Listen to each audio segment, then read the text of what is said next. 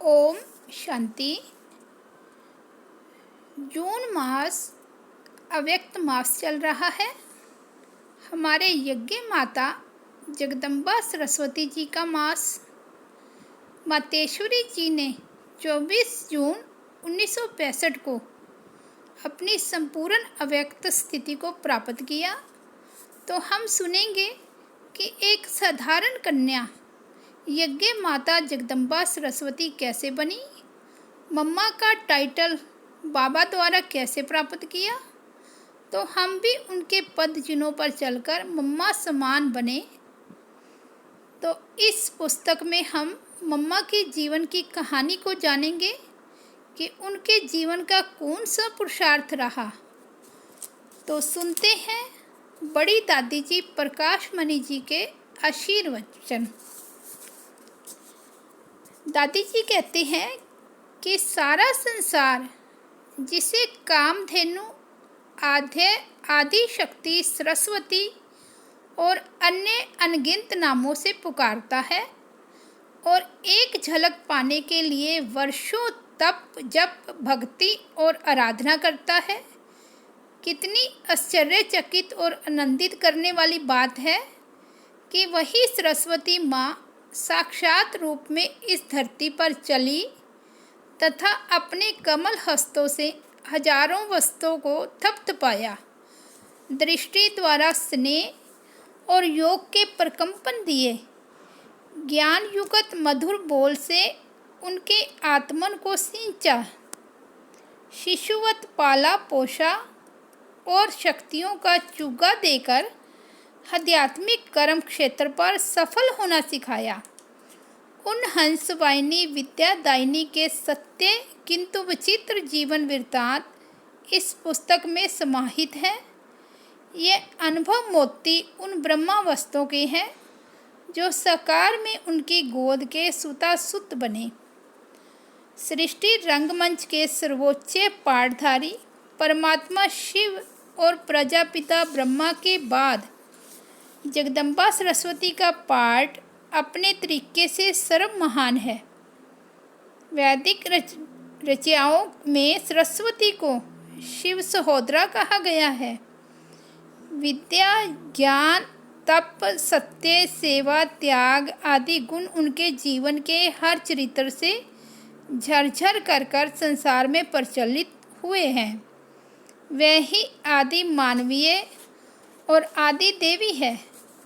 भक्ति मार्ग में उन्हें पुस्तक धारणी दिखाया गया है क्योंकि वह ही तो भाग्य की लकीर खींचने वाली, भाग्य विधात्री तथा सर्व आध्यात्मिक शक्तियों की अधिष्ठात्री है। अनेक लोग विकारों से तपते हुए, भोगों में जलते हुए, बदलना चाहते हुए भी बदलने में स्वयं को असमर्थ समझते हुए जब उनकी दृष्टि के दायरे में आ जाते थे तो चमत्कारिक रीति से परिवर्तित हो जाते थे और उनका आत्मन बोल उठता था। पवित्रता की ऐसी शीतलता, निर्विकार जीवन का ऐसा आनंद, शुद्ध विचारों की ऐसी स्थिति। ओहो, हम तो धन्य हो गए। ओ माँ, हमें शरण में ले लो, हमारा सारा जीवन धन्य धन्य कर दो। वह ज्ञान, योग, धारणा, पवित्रता की साक्षात देवी थी।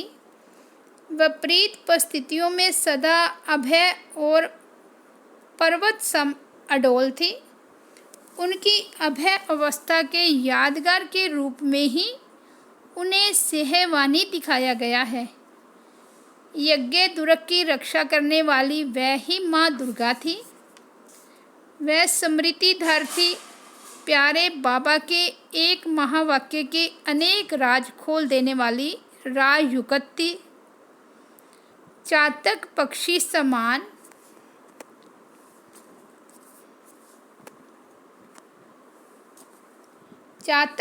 समान ज्ञान सागर की एक एक बूंद, ज्ञान बूंद की अनुरागी थी। ईश्वरीय ज्ञान कक्षा में बच्चों के मुखमंडल देखने के अलावा वह संसार के हर दृश्य से उपराम थी। वह चलती फिरती दिव्य परी थी, जिनका तन प्रकाश की रश्मियाँ प्रवाहित करता था और मन सदा अर्श निवासी प्यारे शिव बाबा की ही मधुर स्मृति में समाया रहता था। जादू की छड़ी की तरह उनकी करुणा दृष्टि जिस पर पड़ जाती थी, वह जन्म जन्म की तपन, थकान और अज्ञान से मुक्ति पा जाता था। प्रेम और ममता की मूर्त होते भी वह सदा न्यारी थी। जब वह चलती थी तो लगता था कि प्रकृति का कण कण उनकी चरण रज लेने को आतुर है। रत्नागर के सर्वगुण रत्नों से सजी हुई वह प्रथम नारी रत्न थी। त्रिलोक्य प्रभु का वंदे मातरम का नारा उन्हीं के प्रति अभिनंदन था। वह ही आदि योगिनी, आदि तपस्विनी थी। अविनाशी खंड भारत की शान थी, प्रभु की पहचान थी, दिव्य गुणों की खान थी, विश्व के लिए प्यार, दुलार, ममता और रक्षा की छाव थी, भव सागर पार कराने वाली दिव्य नाव थी, हर ज्ञान सुत और ज्ञान सुता के लिए मंजिल और ठाव थी। जिसने उनको देखा सब कुछ देखा, उनको मात्र रूप में पाया तो मानो सब कुछ पाया। वन वन की काठी में चंदन सम खुशबू भरने वाली, योग अग्नि में तपाकर संस्कारों को उज्जवल करने वाली, ज्ञान लोरी सुनाकर दिव्य पोषण करने वाली, वह प्रथम शीतला माँ, ज्वाला माँ, अन्नपूर्णा माँ और संतोषी माँ थी। उनके योग प्रकाश में देह अभिमान की कालिमा मिट जाती थी। उन्हें देखते ही आध्यात्मिक चेतना जाग उठती थी। कितनी महिमा करें, कितना वर्णन करें।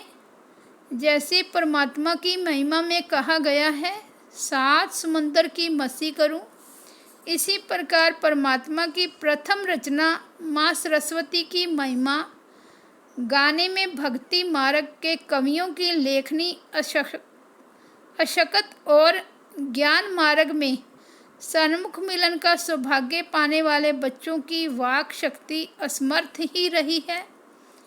ऐसी माँ के दिव्य चरित्रों से जुड़े निजी अनुभव पुष्पों को लेखनी बंद कर हम सबको उनकी खुशबू लेने, रंगत देखने, उनसे परम आनंदित होने का सौभाग्य जिन्होंने प्राप्त कराया है,